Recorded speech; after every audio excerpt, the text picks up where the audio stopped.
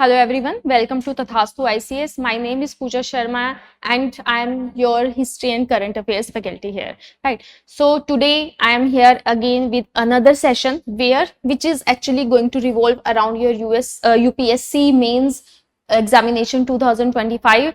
And today actually we are going to do specifically history PYQs from 2024. Okay, again this is another session in this series where we are actually giving you the questions. You are going to write your answers, and after 7 minutes we are going to give you a structured answer that how you could actually written that particular question. Okay, so let's start with our first question.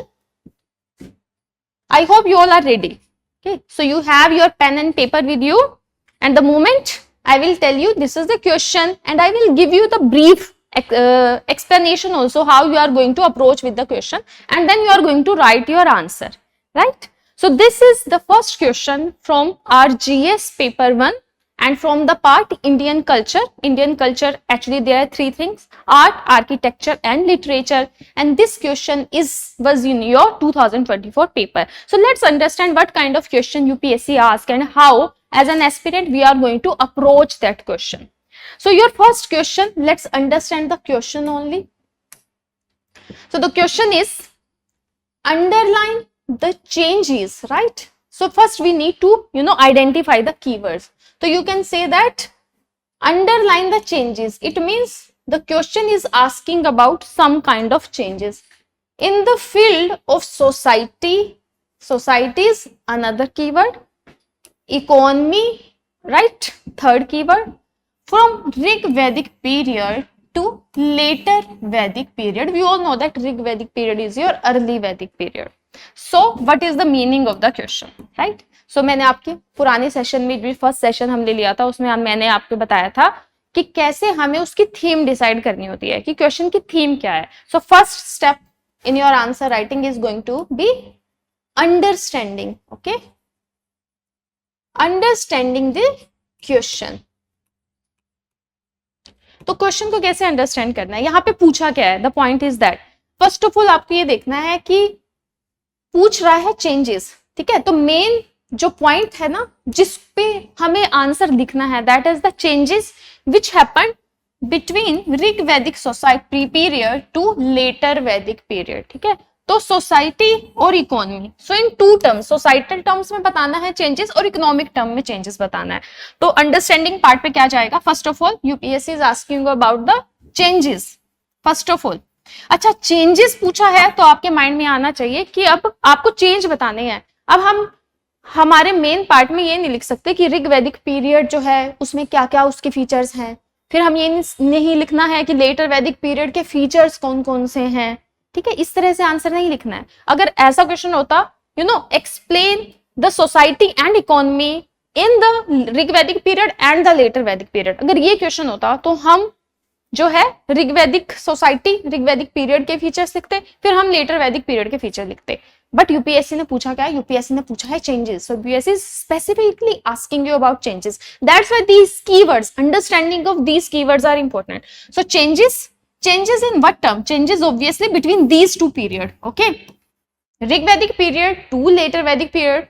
Now changes in two terms. Okay, you have to tell the changes in two terms. The one is the change in the society and the second the change in economy. Okay,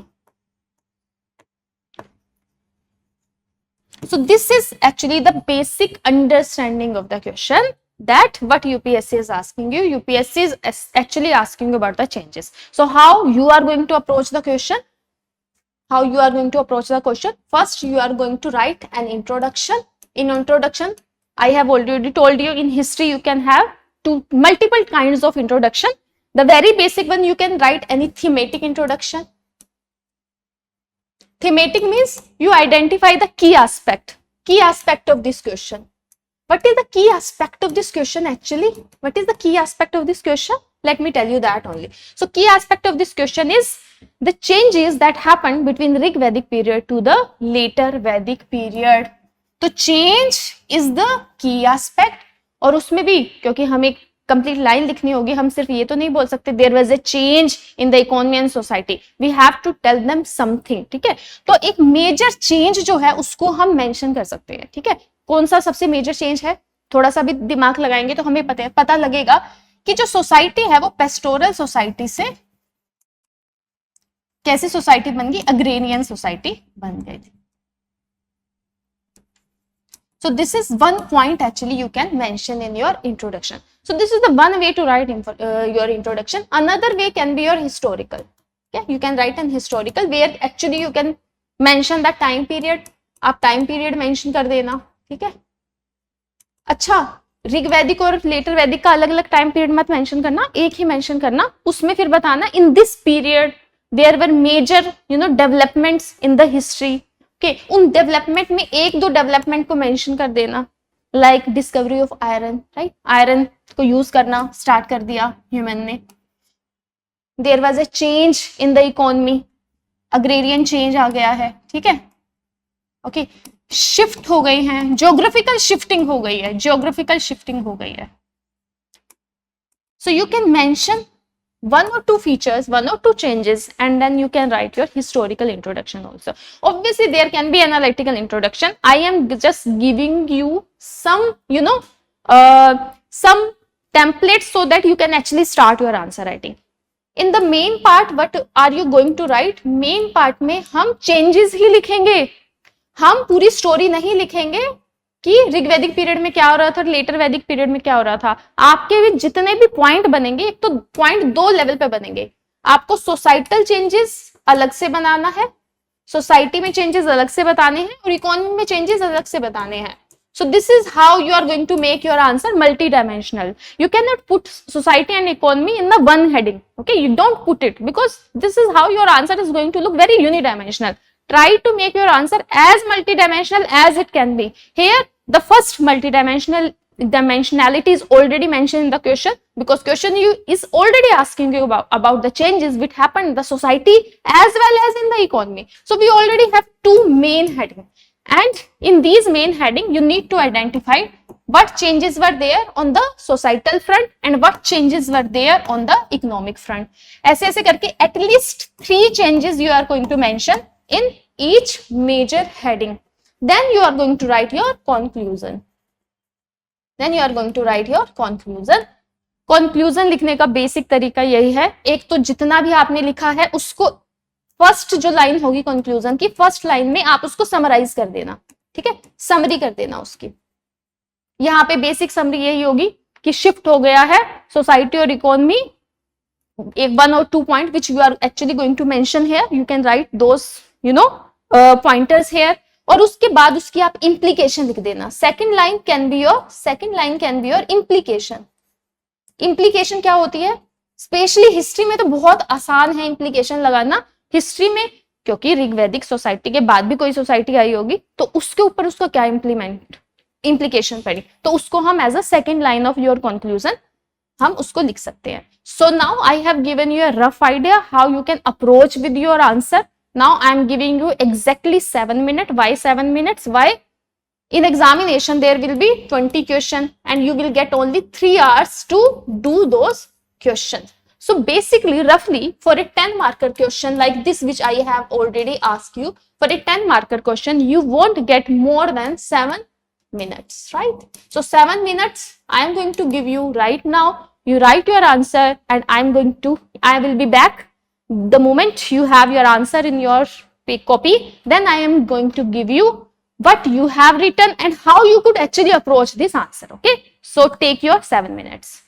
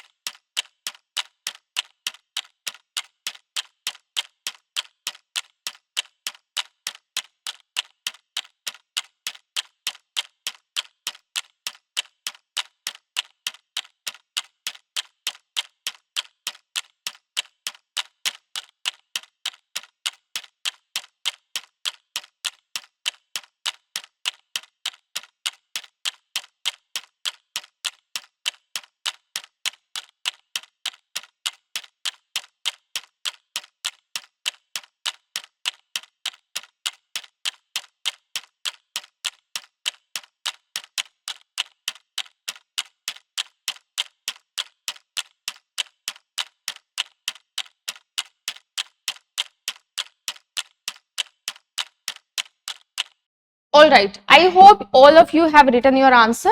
Okay, I have already given you 7 minutes. Now let's see how could you approach this answer.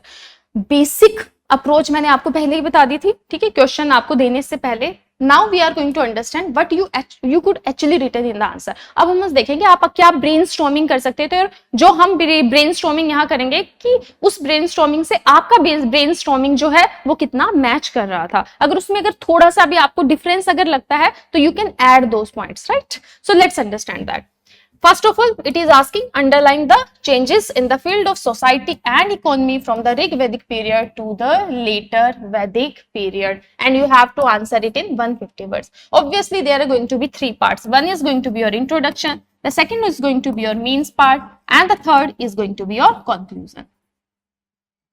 First, let's look at your introduction part. How could you introduce this particular question? Again, I have given you 2 pointers that you can write a thematic introduction, right? Thematic. Again, ये सब लिखना नहीं है, thematic introduction लिख रहा हूं मैं या फिर मैं historical लिख रहा हूं. I'm just giving you some example. This is how you can approach. Because जब भी हम कोई भी आंसर लिखने बैठते हैं ना तो हम इंट्रोडक्शन पे ही सबसे ज्यादा अटकते हैं. हमें पता होता है कि हाँ कि फोल्डर में इवेंचुअली हमें क्या लिखना है, but we always stuck on the introduction. Okay, what to write in the introduction. So I am just giving you a push. I am giving you a key aspect that you can actually start your introduction on these themes. So thematic theme में क्या हो सकती है? So what can be a good introduction of this particular question? So in this particular question you could have written, so first I'm just going to talk about introduction.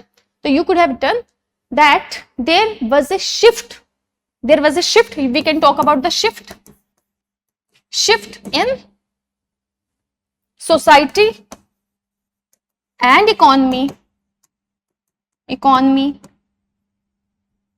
from Rig Vedic period to later Vedic period, right? अच्छा, ये तो बहुत ही basic सी line हो गई. अब इसमें हम second line इसमें ऐड करेंगे. सेकेंड लाइन क्या ऐड कर सकते हैं हम? Second line we can talk about that why it actually happened. So we can write that during this period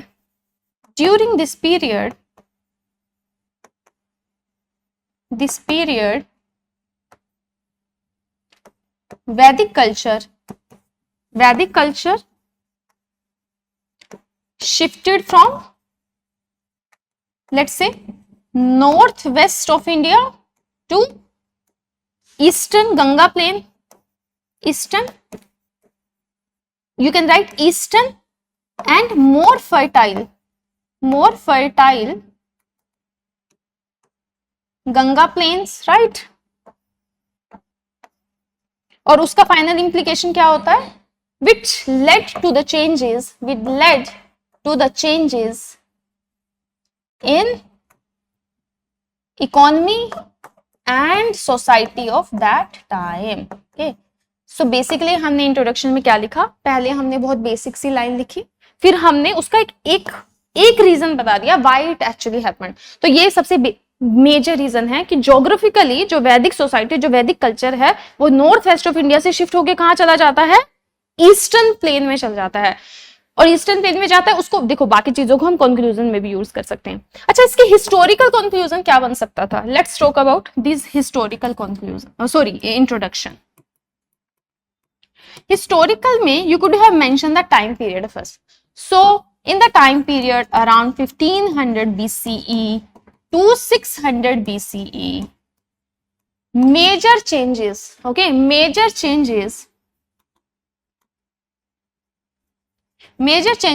in Vedic society happen, and we can actually mention those changes such as, कैसे change होते हैं, कैसे change होंगे? The use of iron का use start हो जाता है, right? Geographical shift also we can mention. Geographical shift is there, geographical shift हो गया, etcetera, which eventually led to the more complex society. ठीक है, more complex society. right? So this is how, in this way also we can write our introduction. Again, there is not one way to write introduction of any answer. ठीक है, किसी भी answer का एक introduction नहीं होता है. There can be multiple introduction, but introduction relevant होना चाहिए जो हमसे पूछा है. अब क्वेश्चन में ये पूछा था, क्वेश्चन का की थीम यहाँ पे है, you need to show changes. Okay, तो की थीम चेंजेस है. अगर हम इंट्रोडक्शन में ये सारी बातें नहीं लिख सकते हैं कि what was happening during the Rigvedic period and what was happening during the later Vedic period, हमारी जो इंट्रोडक्शन होगी उसको पढ़ने के बाद कहीं ना कहीं माइंड में ये पॉइंट आना चाहिए that we are talking about the change. तो change is the theme, so change has to be there in each and every line of this answer. ठीक है, तो हमारे इंट्रोडक्शन में भी चेंज कहीं ना कहीं रिफ्लेक्ट होना चाहिए, चाहे हम उसको ज्योग्राफिकल शिफ्ट के पॉइंट ऑफ व्यू से बताना चाह रहे हैं या फिर इन जनरल बताना चाह रहे हैं कि और क्या क्या मेजर चेंजेस होते हैं along with your time period. So this is how you can construct a very well defined and well articulated introduction. अच्छा, एग्जामिनेशन में बहुत टाइम नहीं होगा तो जो थीम है उससे डाइवर्ट होके इंट्रोडक्शन नहीं लिखना है, वरना जो एग्जामिनर है ये बोल देगा कि this is not relevant. So relevance is very very important. तो रेलेवेंट इंट्रोडक्शन ही लिखनी है. जो थीम है हमारा क्वेश्चन का, here the theme is change, so our introduction should also based on the change. So your introduction need to reflect that change. ठीक है, अब हम चलते हैं इसके मेन पॉइंट पे क्या लिख सकते थे. ठीक है, मेन बॉडी पार्ट में. अच्छा, ये मेन वर्ड लिखना नहीं है एग्जामिनेशन में, मैं तो बस रेफरेंस के लिए बता रही हूँ. अब मैंने आपको पिछली क्लास में भी सिखाया था कि सबसे पहले जितना भी फोल्डर है ना उसको इकट्ठा करना है हमें. फोल्डर क्या होता है? फोल्डर कि कोई भी क्वेश्चन यूपीएससी जो पूछती है उससे रिलेटेड हमें कितना पता है उसको बोलते हैं folder. Now here the UPSC is actually asking you about the changes in, दो तरह के चेंजेस बताने हैं. फर्स्ट हमें इकोनॉमिक चेंज सोसाइटी में बताना है, सोसाइटी में चेंजेस बताने हैं. सेकंड लेवल पे हमें चेंज बताने हैं कि इकोनॉमी में क्या क्या चेंजेस होते हैं. अब इसमें एटलीस्ट 3 पॉइंट्स तो हमें पता होना चाहिए. तो हमें जो मेजर चेंजेस हैं वो हमें दिमाग में लेके आने हैं. जैसे सोसाइटी में क्या क्या चेंज होगा, सबसे बड़ा और सबसे पहला चेंज तो यही है कि वर्ना सिस्टम क्या हो जाता है? रिजिड. तो varna system became rigid. You can write it in a very simple language. बहुत सिंपल लैंग्वेज में हमने लिख दिया. अच्छा, अब इसके अंदर एक लाइन और हमें ऐड करनी पड़ेगी क्योंकि ये तो हमारी मेजर हेडिंग का एक सब हेडिंग है. एक लाइन क्या ऐड कर सकते हैं इससे रिलेटेड? वर्ना सिस्टम क्या चेंज हो गया? Varna system led to what? Varna system led to hierarchy in the society and that hierarchy was actually freezed hierarchy, right? So that hierarchy was not going to change. It haven't changed till now. So the hierarchy, the societal hierarchy जो है, societal hierarchy is basically the result of the rigidity in Varna system only. So this can be our first point. Okay, under the major heading of society. ठीक है, society आपका major heading होगी, उसमें आपका first point A हो गया. अब B point सोचो, बी पॉइंट क्या हो सकता है? मैंने आपको बताया था कि UPSC is very much interested in asking about the social, you know, social themes when it comes to any period. तो यहाँ भी यूपीएससी सोसाइटी के बारे में पूछ रही है. Women will always become part of the society. ठीक है, तो रोल ऑफ वुमेन क्या होगा? रोल ऑफ वुमेन क्या होता है? If we go from Rigvedic period to later Vedic period, role of women is going to deteriorate. So role of women is going to deteriorate. अच्छा, exam में ऐसे एरो मत लगाना, लिख देना role of women decrease in the society. Now we can actually mention that the participation of women in the political organisation that decrease. तो हम सभा, समिति और विधाता को मेंशन कर सकते हैं. यहाँ पे जो भी हमें फैक्ट्स पता है उनको हम मेंशन करके हम इसको जस्टिफाई करना है. जैसे हमने अगर बोला है रोल ऑफ वुमेन डिक्रीज, तो we need to justify it, right? So this is how you are going to write your mains answer. Here also when we are saying that Varna system became rigid, so we need to tell some implication of that. What can be our third point here? और society में क्या change आता है? In general priest का role increase हो जाएगा. Role of priest, role of priest increased. अच्छा, ऐसा क्यों हुआ? इसको वन लाइन में लिख देंगे. ऐसा क्यों होता है? रोल ऑफ प्रीस्ट क्यों इंक्रीज हो जाएगा? मेजर चेंजेस आ जाएंगे रिलीजन में. Religion is actually going to become more and more religion became more, कैसा हो गया था, मोर रिचुअलिस्टिक हो गया था, मोर रिचुअलिस्टिक हो गया, and the focus is mainly on sacrifice. पहले क्या था, पहले प्रेयर होती थी, पहले प्रेयर्स। तो first earlier in late early Vedic period और in Rig Vedic period the emphasis was on prayers, but with time the emphasis was more on rituals and the sacrifice, because ritual and sacrifice became central to the religion, that's why the role of priest has increased। ठीक है, तो इसीलिए जो priest का role है वो with time क्या हो गया, इंक्रीज हो गया। अच्छा, बहुत ही बेसिक बातें थी, लेकिन अगर हमें बहुत अच्छे से क्वेश्चन को नहीं समझा है तो हम क्या लिख देंगे सोसाइटी में, हम लिख देंगे कि ऋग्वैदिक सोसाइटी कैसी होती है या फिर लेटर वैदिक की सोसाइटी कैसी है। नहीं, हमें ऐसे पॉइंटर बनाने हैं जो रिफ्लेक्ट करें चेंजेस को, because change is the theme of the question, we can not deviate from the theme. अब देखते हैं इकोनॉमी में आप कौन कौन से पॉइंटर लिख सकते थे। इकोनॉमी में क्या चेंज होता है, major change, obviously the nature of economy, pastoral जो सोसाइटी है वो चेंज होके अग्रेरियन सोसाइटी में आ जाएगी। अच्छा, ऐसा क्यों होगा, इसमें वन लाइन लिख देंगे, why, because there was a geographical shifting. ठीक है, जोग्राफिकली शिफ्ट हो जाता है Vedic culture from north west to east, right, east की तरफ हम शिफ्ट हो जाएंगे। और इकोनॉमी में क्या चेंज आता है, अच्छा, ट्रेड और craft, trade and craft increase हो जाएंगे सोसाइटी में।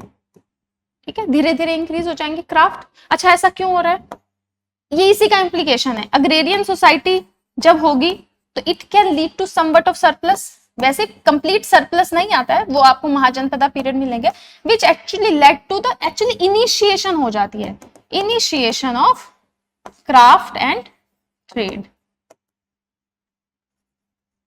राइट। और इकोनॉमी में क्या चेंज आएगा, ठीक है।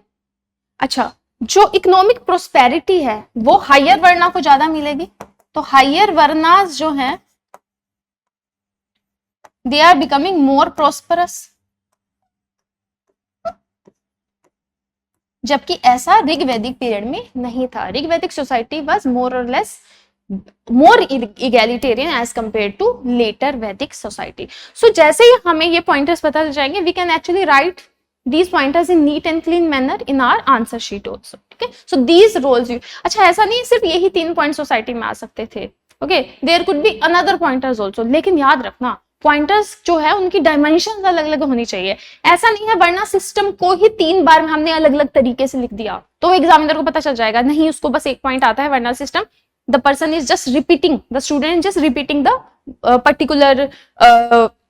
पर्टिकुलर जो पॉइंट है। The same here in economy, economy में पेस्टोरल अग्रेरियन, ये जो सिस्टम है इसी को बार बार रिपीट मत करना, you need to have some kind of dimension, हमें थोड़ी मल्टी डायमेंशनैलिटी चाहनी होती है हमारे आंसर्स में। ठीक है, तो this is how we can do our answer writing. अच्छा, कंक्लूजन में, इस क्वेश्चन के कंक्लूजन में क्या लिख सकते थे, ठीक है, how can you right your conclusion here.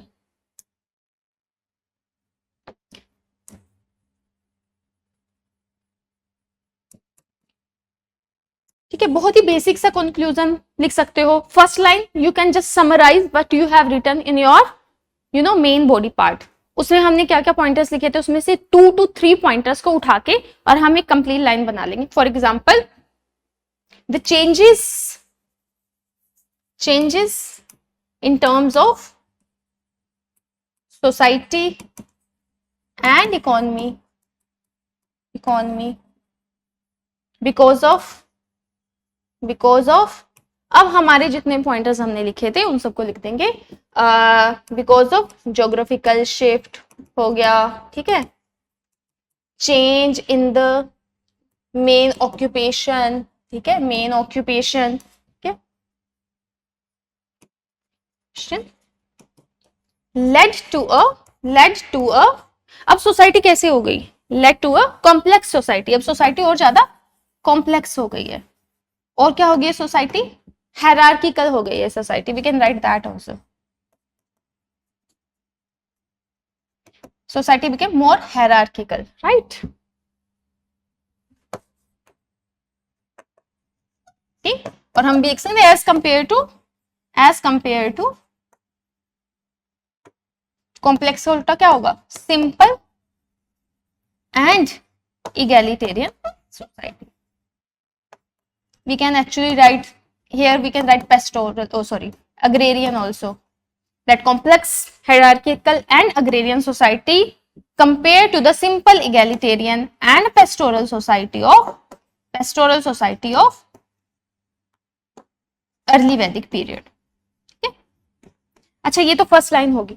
अच्छा, सेकंड लाइन भी हमें कंक्लूजन की सेकंड लाइन में क्या लिख सकते हैं. अच्छा, हिस्ट्री में बहुत आसान है कंक्लूजन लिखना, एक लाइन में समराइज कर देना, सेकंड लाइन में इंप्लीकेशन बता देना. अच्छा, इंप्लीकेशन फ्यूचरिस्टिक इंप्लीकेशन बताना, क्योंकि हिस्ट्री कैसे होती है, एक पीरियड, जैसे मान लो वैदिक पीरियड की बात करें. अच्छा, वैदिक पीरियड के बाद कौन सा पीरियड आएगा, महाजनपदा पीरियड आएगा, महाजनपद.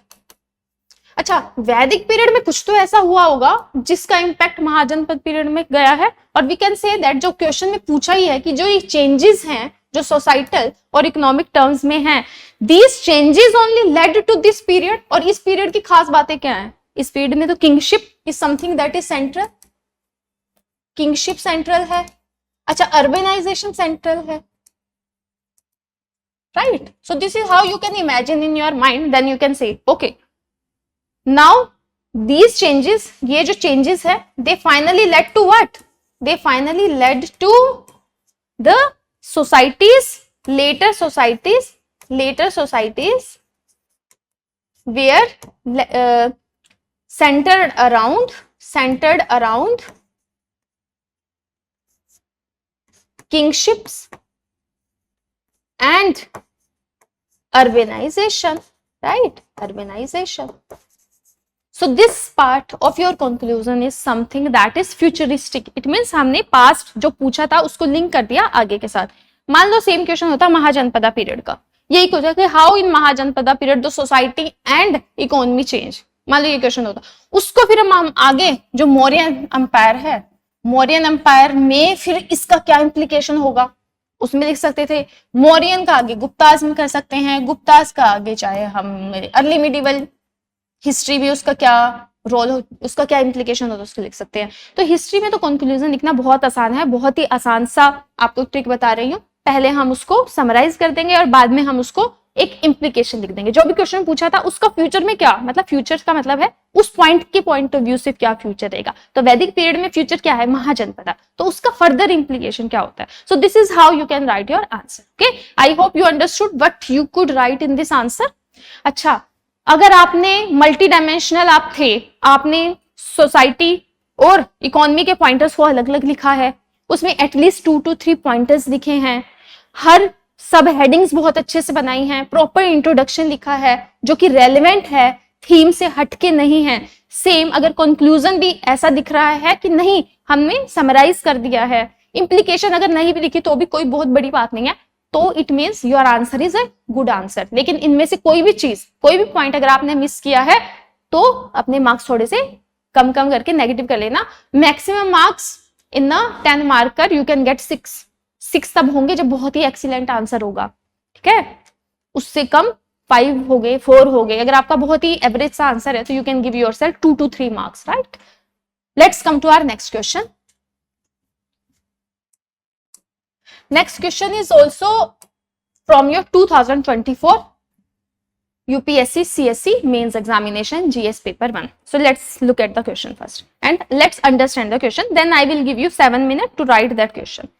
Now estimate the contribution of Pallavas. ठीक है, अब देखो कीवर्ड्स देखने हैं. वहां पे क्या पूछा था, चेंजेस. पिछले क्वेश्चन में चेंजेस पूछा, तो change is something that is central. यहाँ पे पूछा क्या है, एस्टिमेट करना है. अच्छा, एस्टिमेट क्या होता है पहले तो यही समझ लेते हैं. एस्टिमेट का मतलब होता है, अगर हिंदी में बोलो तो अनुमान लगाना, किसी चीज को आंकना, राइट. सो लेट्स सी, अभी उसको इसके कंटेक्स्ट में भी देखेंगे जो क्वेश्चन में पूछा गया. Contribution of Pallavas of Kanchi. Pallavas of Kanchi, obviously if you have your grip over history you would be knowing that Pallavas are there from 4th to 9th century, right. And they Kanchi कहाँ है, Tamil Nadu. They were central, they were based in Tamil Nadu. ये तो basic आपको mind में रहना चाहिए। पल्लवास और कांची को एस्टिमेट करना है, उनके कंट्रीब्यूशन को एस्टिमेट करना है। Okay, so we need to estimate the contribution of Pallavas for the development of art and literature of South India. So these are actually our keywords. First of all, we need to estimate the contribution of Pallavas in the development of art and literature of South India. बस basically बहुत आसानी से अगर इसका मतलब समझना है तो ये है कि हमें ये बताना है कि पल्लवास ने आर्ट एंड लिटरेचर में, एक आर्ट है दूसरा लिटरेचर है, इसके भी दो पार्ट होंगे, आर्ट और लिटरेचर में जो भी कंट्रीब्यूट किया है, जैसे कैसे, एक एग्जांपल देके बताती हूँ। उन्होंने बहुत सारे टेम्पल्स बनवाए, ठीक है, लाइक शोर टेम्पल्स, तो ये एक तरह का कंट्रीब्यूशन हो गया। ठीक है, महेंद्र वर्मन वन जो है वो खुद बहुत अच्छे पोइट हैं, ठीक है, he himself is a poet, so he is already contributing in Sanskrit and Tamil literature, तो ये एक कंट्रीब्यूशन हो गया। ठीक है, तो ये इस तरह का कंट्रीब्यूशन है। अच्छा, इस कंट्रीब्यूशन को हमें क्या करना है, एस्टिमेट करना है। अच्छा, एस्टिमेट जरूरी नहीं है इसी हिस्ट्री के क्वेश्चन में एस्टिमेट आए, estimate word can be there in other question also. तो एस्टिमेट में हमें क्या बताना है, हमें बेसिकली बताना है कि ये कंट्रीब्यूशन कितनी रेलेवेंट है। ठीक है, कि कौन कौन सी कंट्रीब्यूशन है, फर्स्ट तो कि कंट्रीब्यूशन है क्या, उन कंट्रीब्यूशन की रेलेवेंस कितनी है। ठीक है, क्या रेलेवेंस है उन कंट्रीब्यूशन की। और एस्टिमेट में ये भी हो सकता है कि if there is something negative about the contribution, so there can be some negative implication also, कि कोई नेगेटिव इंप्लीकेशन तो नहीं है, ठीक है, या फिर कोई पॉजिटिव इंप्लीकेशन हुई उनकी। तो ये हमने क्या कर लिया, we have actually estimated the contribution, right. Now here देखो, नेगेटिव इंप्लीकेशन तो एज सच आर्ट की कोई है नहीं, ऐसी कोई पल्लवास ने का कोई ऐसा आर्ट एंड आर्किटेक्चर या लिटरेचर नहीं था which actually have had some negative implication. तो एस्टिमेट का मतलब होता है ये, ठीक है। तो you need to understand what is the meaning of estimate. अच्छा, यहाँ पे अब हम आंसर को कैसे लिखेंगे, ठीक है। So you understood the answer कि आर्ट में बताना है, लिटरेचर में बताना है और एस्टिमेट करना है कंट्रीब्यूशन को, किनकी, पल्लवास का जो आर्ट एंड लिटरेचर में कंट्रीब्यूशन करना है उसको, right. So this is your question, I hope you understood the question. अब क्वेश्चन की अप्रोच कैसे रहेगी, ठीक है, let's understand the approach of your question.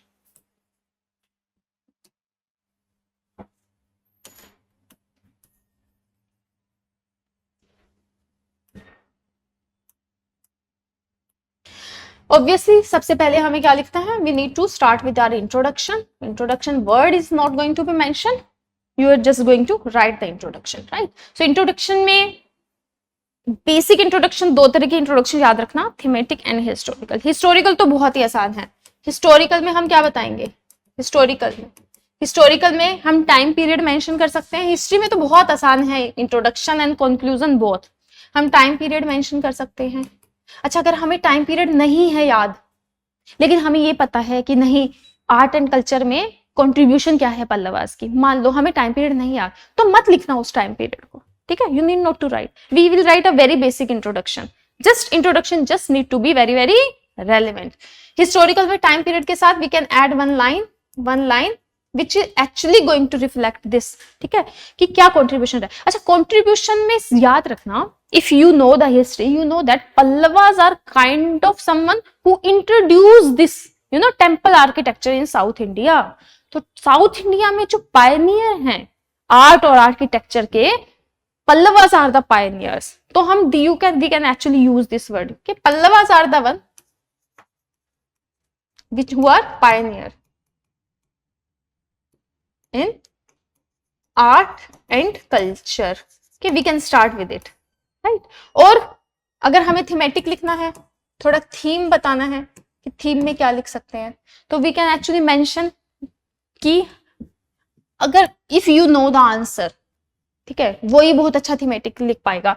उसमें we can say कि Pallavas are the one, actually Pallavas are the ones which actually had this transition from rock cut temple architecture to structural temple architecture, okay। तो ये भी हम लिख सकते हैं कि I'm not going to tell you the whole answer right now, I just want to tell you, but you can write in your introduction main body part में आपको क्या करना है, आपको कंट्रीब्यूशन बताने हैं। अच्छा, कंट्रीब्यूशन दोनों बताने हैं, contribution in art and contribution in literature. अच्छा, आर्ट में तो और भी बहुत सारी चीजें आ सकती है, आर्ट को भी आप 2 पार्ट में डिवाइड कर सकते हो और लिटरेचर को भी बहुत सारे पार्ट में। अब आपका दिमाग जाएगा मल्टी डायमेंशनैलिटी, अब उसमें मल्टी डायमेंशनैलिटी कैसे ढूंढनी है।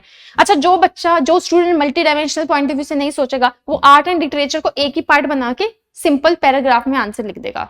नो, हमें बनना है मल्टी डायमेंशनल। हमें आर्ट की भी डायमेंशन ढूंढनी है कि आर्ट में भी मैं कुछ अलग लिख सकता हूं। फॉर एग्जाम्पल, यस, आर्ट में भी we can talk about the architecture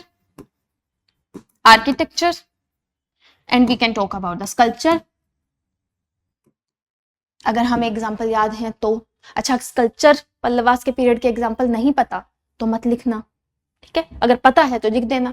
architecture के भी और डायमेंशन बना सकते हो आप, जैसे आर्किटेक्चर में भी rock cut architecture is also initiated by Pallavas only in South India, and when it comes to temple architecture, I'm not talking about the Buddhist caves. Second, structural temples, rock cut temples, if you know the examples, ठीक है। और sculpture में you can write if you don't know any example। अच्छा, यहाँ पे फिर हमें examples भी लिखने हैं, यहाँ पे फिर हमें इनके एग्जाम्पल लिख के बताने हैं, ऐसे सीधा बताना नहीं है कि they were pioneer in making structural temple, you need to show some evidence. अच्छा, लिटरेचर में if you remember that Pallavas actually contributed so much when it comes to Tamil and Sanskrit literature, ठीक है, तो उसको भी हमें इलेबोरेट करके लिखना है, ठीक है। सो और कंक्लूजन में फाइनली क्या करोगे, कंक्लूजन में एक तो हमारी समरी लाइन लिखनी है, फाइनली समरी कर देना जो भी आप मेन बॉडी पार्ट में लिखोगे, साथ में उसकी एक इंप्लीकेशन बता देना, ठीक है। ये बहुत ही बेसिक आसान तरीके से मैं आपको बता रही हूँ कंक्लूजन लिखने का तरीका। 2 लाइन लिखनी है, एक में समरी बताना, दूसरे में इंप्लीकेशन वैसे ही सोच के बताना जैसे हमने पिछले क्वेश्चन में की थी।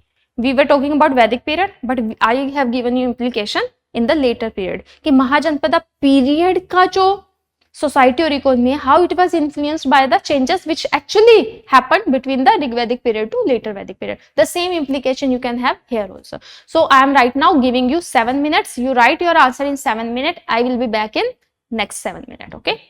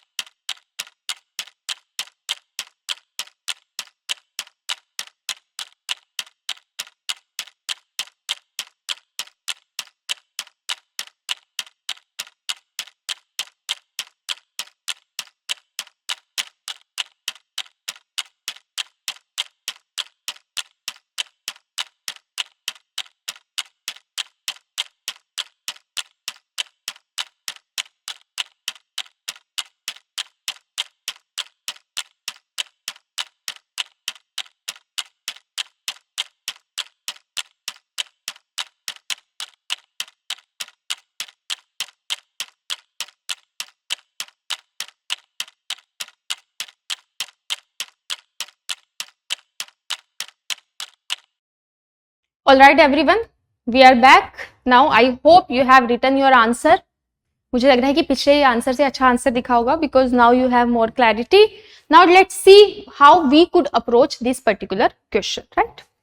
Again, you understood, I have given you the basic understanding of the question, but UPSC is actually asking you here, UPSC is asking you to estimate the contribution of Pallavas in the development of art and literature of South India. ठीक है, तो सबसे पहले हमें लिखना था यहाँ पे introduction. So introduction में what you could have written? So introduction, I have already told you that you can mention time period. So you could mention that they were there from 4th to 9th century. अच्छा, exact लिखने की जरूरत नहीं होती है कि हाँ मुझे एग्जैक्ट नंबर पता होना चाहिए, ईयर पता होना चाहिए when they started. No, you can have this rough idea about the time period of each and every dynasty in our history. Now you can actually write when it comes to art and architecture that Pallavas are instrumental.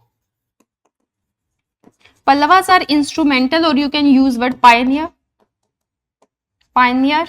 in developing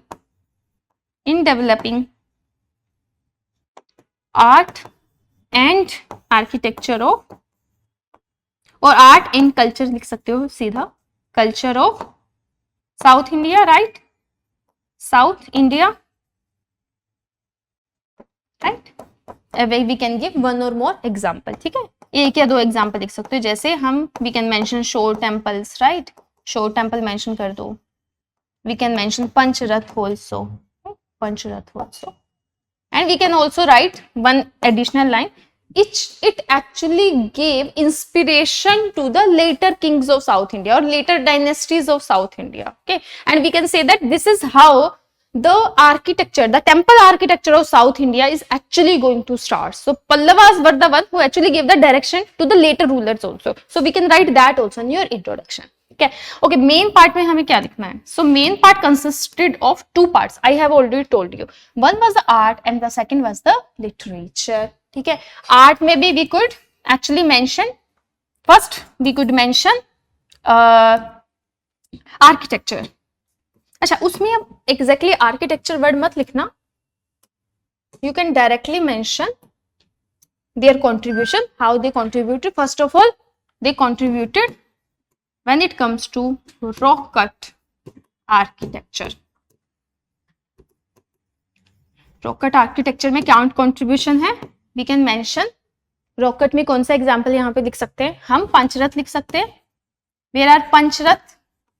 Pancharath are there in Mahabalipuram. अब आप ये मत सोचना कि ma'am ये example कैसे याद रहेंगे. If you are a serious candidate, you must be knowing that, you should be knowing that Pancharaths are there in Mahabalipuram, a very pioneer example of rock cut temple architecture in South India, and the Pallavas are the one who actually constructed these temples, right? So you should know that. Second, we can mention your structural temple. Structural temple architecture. अच्छा, rock cut और sculpture में आपको difference तो पता ही होगा. Rock cut क्या होता है? एक रॉक होती है. You cut that rock in such a way that it will take the shape of a temple, right? और structural temple क्या होता है? बिल्कुल जैसे हम bricks लेके आएंगे या फिर हम stone लाएंगे. Stone we are going to use mortar as well, right? And this is how we are going to construct a particular temple. So ये structural temple हो गया. अगर हम एक rock को ही कार्व करके, for example अलोरा में जो हमारा कैलाशनाथ टेम्पल है, such a beautiful temple and it is epitome of the rock cut temple architecture in our country, but not directly linked to Pallavas. I am just giving you one example. So I just want to tell you what is the difference between rock cut architecture and the structural temple architecture. Structural में example किसका दे सकते हो हम? Shore temple का example दे दो. Shore temples, right? They are also in Mahabalipuram.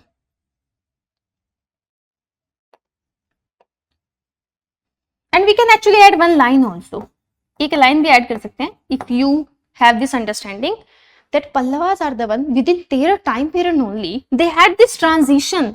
They had this transition from rock cut temple architecture to your structural temple architecture. So this is something that they actually contributed. तो ये इनका बहुत बड़ा contribution है. Okay, we can write that all. अच्छा, if you know sculpture, what kind of sculpture they have, if you know the example. अच्छा, महाबलीपुरम में ही, if you have gone there, if you know have read your art and culture, you know very seriously, you know about these rock panels. ठीक है, तो बहुत सारे rock या stone panel हैं, panel और उन panel which are actually giving us the you know the contribution of Pallavas when it comes to structural architecture, structural art. उसमें we can actually mention this the descent of Ganga, या फिर इसको हम ये भी लिख सकते हैं Arjuna's penance. Arjuna's penance. So we need to know these examples. तो हमें ये सारे एग्जाम्पल पता होने चाहिए. अच्छा, ये बहुत ही बेसिक एग्जाम्पल है, ये ऐसे कोई एग्जाम्पल नहीं है जो आपके एनसीईआरटी में या फिर आप बेसिक बुक्स में या आपके पास कोई भी आर्ट एंड कल्चर के नोट्स हो उनमें ये सारे एग्जाम्पल मेंशन ना हो. ऐसा हो ही नहीं सकता कि ये तीनों एग्जाम्पल किसी भी आर्ट एंड कल्चर के नोट्स में मेंशन ना हो. अच्छा, literature, this part was actually tricky which UPSC asked. इसमें एक पॉइंट जो है वो आपके हर नोट्स में मेंशन रहेगा. फर्स्ट पॉइंट, जो महेंद्र वर्मन वन है,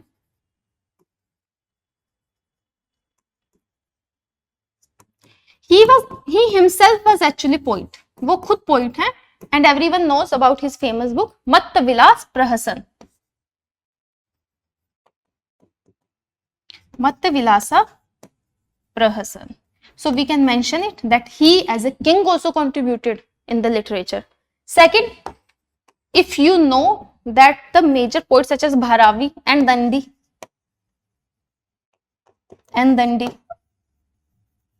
they were actually Dandi were actually there in the Pallavas court also. Okay? He was a court poet and Bharavi was somewhat associated with this time period only. They are actually major poet when it comes to Sanskrit.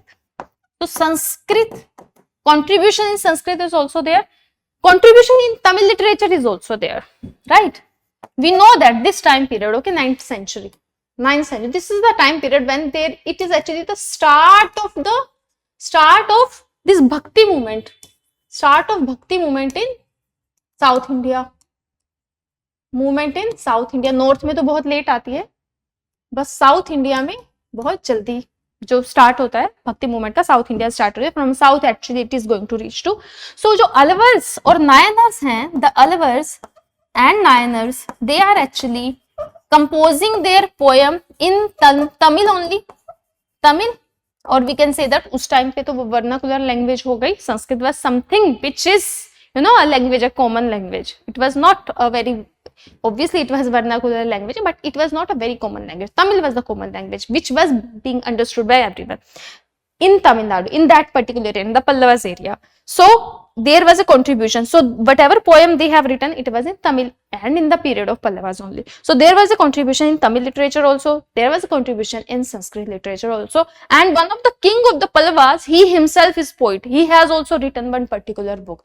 So Pallavas actually contributed immensely when it comes to not only architecture, temple architecture, sculpture also, literature also. In literature also, Sanskrit literature as well as in Tamil literature also. So this much contribution Pallavas had. That's why UPSC asked this question, because Pallavas had such a big contribution and they were actually pioneer. They were actually instrumental in starting these such kind of culture in South India. तो South India का जो culture है उसमें अगर ये बोले कि who actually started this rich culture of South India, so we can say that Pallavas were the one who are actually instrumental in starting this particular culture, right? So what conclusion you could write? तो conclusion में हम क्या लिख सकते थे? मैंने आपको बताया था conclusion में आप 2 लाइनें लिख सकते हो. अच्छा, ऐसे वन नोट टू मेंशन मत करना, मैं बस आपको एग्जांपल देके बता रही हूँ. So I have to clarify it again. I don't want you to take something which I am not teaching and you are going to take from this video. So conclusion, your conclusion should be looking like this only. Okay, raise all the ink. The first line you can have your summary that yes, Pallavas are the one who are the pioneer, who are the instrumental, who are the one who actually started the culture, the rich culture of South India. Okay, we can focus on rich culture of South India, of South So South word is also mentioned in your question. So you can emphasize on South India. Of South India, in terms both in terms of we can just say contributed to both in terms of art as well as literature. Okay, now second line should be your implication line. तो implication line में क्या बोलेंगे? अच्छा, पल्लवा से के बाद कौन आए साउथ इंडिया में? चोलाज आते हैं. उसके बाद अगर मिडिल में जाएं तो और कौन आए? होयसलाज आर देयर. उसके बाद विजयनगराज आर ऑल्सो देयर. अच्छा, वो भी आर्ट एंड आर्किटेक्चर, जो उनका भी द्रविडियन जो आर्किटेक्चर है, द्रविडियन जो टेम्पल आर्किटेक्चर है, that is basically that took guidance from the Pallava architecture only. तो they actually gave the way of architecture and art or literature also you can mention to later periods also. Later periods in, you can mention Chola's time, you can mention Hoysala's time and in the time of Vijayanagara also. कि इनका भी जो architecture है, यहाँ पे भी जो हमारी लोकल लैंग्वेजेस है, उनका जो डेवलपमेंट है actually started by provided by the push was also given by the Pallavas. Okay, this is how we can conclude this answer. I hope you understood what we were mentioning here. I have given you two questions. You have written your question. Again, if your question is there on the similar lines, if your introduction is relevant to the question, your introduction is not out of the theme, introduction is not talking about the contribution of Pallavas and introduction is talking about something else, introduction is talking about art and architecture in general, that introduction is not relevant introduction. So what is the relevant introduction here? If your introduction is having this sense where you can actually see you are talking about the contribution of Pallavas in art and architecture or in literature. In main part, if your main part is not multidimensional, for example, if you have already mentioned that yes, they contributed in some temples in Mahabalipuram, so it is very basic. You need to have some example. And second example, first thing you need multidimensionality, second thing you need is your examples. तो multidimensionality में आपको अलग-अलग करना था सबको. Okay, you could have mentioned architecture separately, sculpture separately and literature separately. Literature में भी आप 2 पॉइंटर लिख सकते हो, Tamil literature and the Sanskrit literature, right? And you could have given example in each and every heading. और हर heading में अगर हमने example देके बताया है, it means if you have given the example which I have already given you here, then your answer is a good answer. You can actually give you 5 marks, right? अगर ऐसा नहीं है तो अपने एक-एक नंबर कम करते जाओ, right? So you can cut your marks. If you are not multi-dimensional, you have written only one dimension of temple architecture, you never even touched the literature part, so you cut your marks, you will be getting 2.5 marks only, okay? So because there were 2 parts, art as well as literature, you did not mention literature, you won't get marks as well, okay? So this was all about these 2 previous year questions from the history section. Obviously, we are going to be there with another videos, another sessions so that we can have this answer writing practice. Till then, thank you so much. Have a very, very nice day.